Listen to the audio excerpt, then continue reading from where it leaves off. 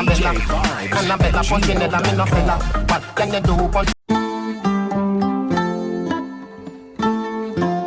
Nous allons maintenant découvrir le concept des conditions en PHP.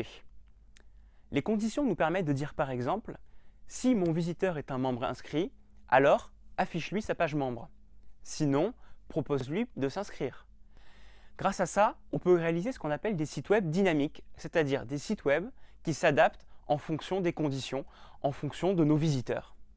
Alors on va s'intéresser maintenant aux conditions en PHP. On va utiliser les variables qu'on vient d'apprendre à utiliser. De toute façon, vous verrez qu'on en a besoin tout le temps. Et on va exécuter certaines actions en fonction de critères qu'on va définir. Par exemple, on va définir une variable âge. On va dire que le visiteur a 8 ans. Et on va décider d'afficher un message en fonction de l'âge du visiteur. Par exemple, je vais écrire si, if en anglais, l'âge est inférieur à 12, ça veut dire si l'âge est inférieur à 12 ans. Et ensuite, je vais ouvrir des accolades et je vais afficher un message, par exemple, echo salut gamin, comme ceci. Et là, je vais pouvoir tester le code. Si l'âge est inférieur à 12, ici il vaut 8, ça va bien afficher salut gamin. Donc j'ouvre mon navigateur.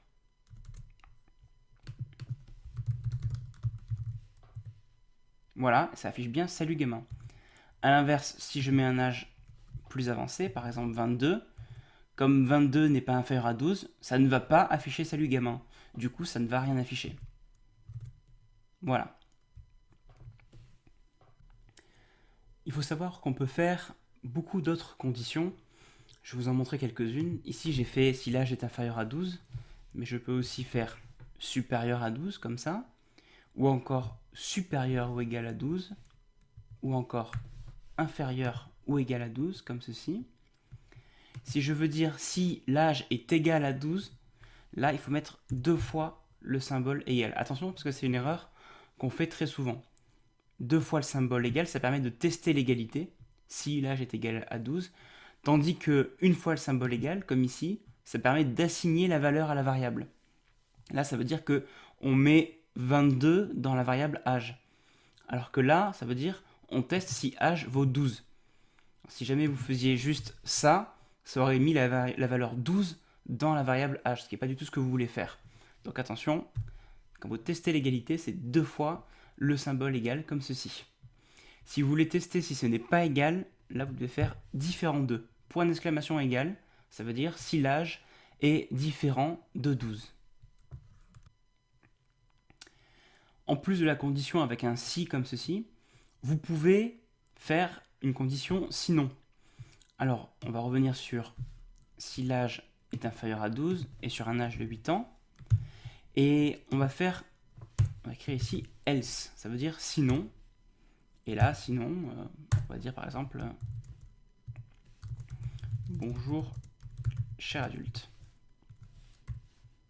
Voilà. Donc là, si l'âge est inférieur à 12, on dit salut gamin. Sinon, on dit bonjour cher adulte. Donc, on peut tester ça maintenant. Là, ça affiche salut gamin parce que l'âge était à 8 ans.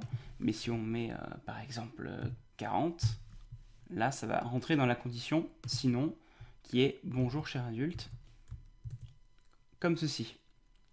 Et on peut même faire des conditions un peu plus compliquées parce que on peut faire au milieu un else if, comme ceci. Ça veut dire sinon si, pour faire un deuxième test.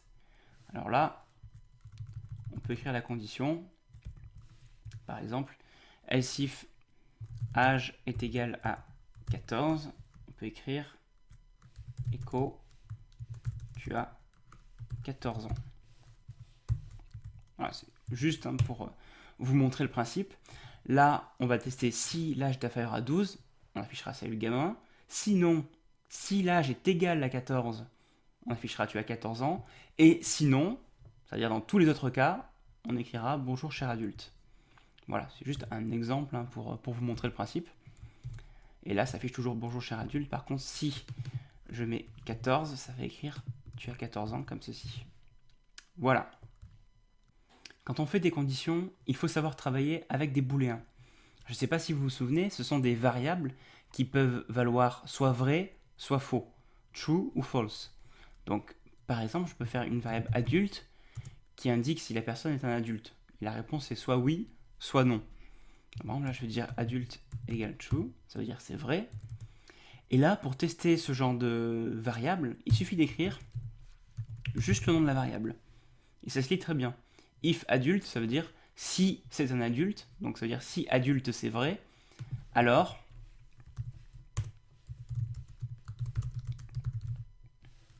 sinon, ça veut dire forcément que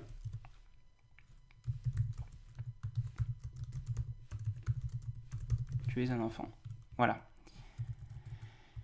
Donc ça, c'est l'intérêt des booléens, c'est qu'on peut juste écrire le booléen, et là, l'ordinateur comprendra très bien que ça veut dire si c'est un adulte.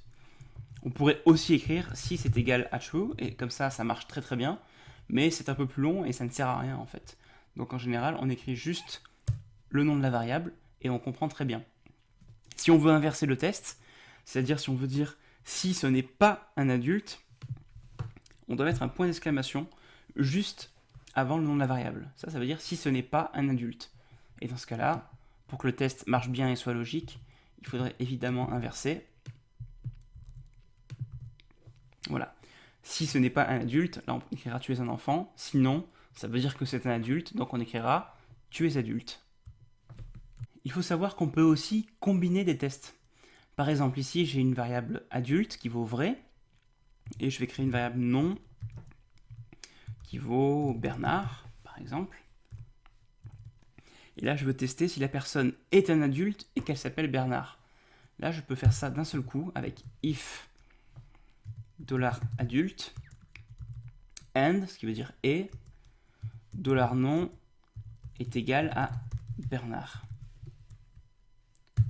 Et là, ici, je sais que du coup, c'est un adulte et que son nom, c'est Bernard. Alors, de la même façon, on peut aussi faire or, comme ceci. Là, c'est ou, donc c'est soit c'est un adulte, soit il s'appelle Bernard. Dans les deux cas, on rentrera dans la condition. Il faut savoir que le or peut s'écrire avec 2 barres verticales, comme ceci, et que le et peut aussi s'écrire avec 2 symboles espéraluettes, comme ceci. Il y a aussi une astuce à connaître quand on fait des conditions, c'est qu'on peut couper le code PHP au milieu et le recommencer un peu plus tard. Ça nous permet de faire des choses assez pratiques. Regardez par exemple cette condition que vous connaissez. Si je dis si c'est un adulte, je peux faire echo tu es adulte. C'est très bien, ça marche. Mais on peut aussi, plutôt que de faire des échos, couper ici le code PHP, le recommencer un peu plus loin, et là l'ordinateur comprendra que tout ce qui se trouve entre ça et ça doit être affiché. Et là, comme on est en dehors des balises PHP, on peut directement écrire du HTML comme avant, très facilement.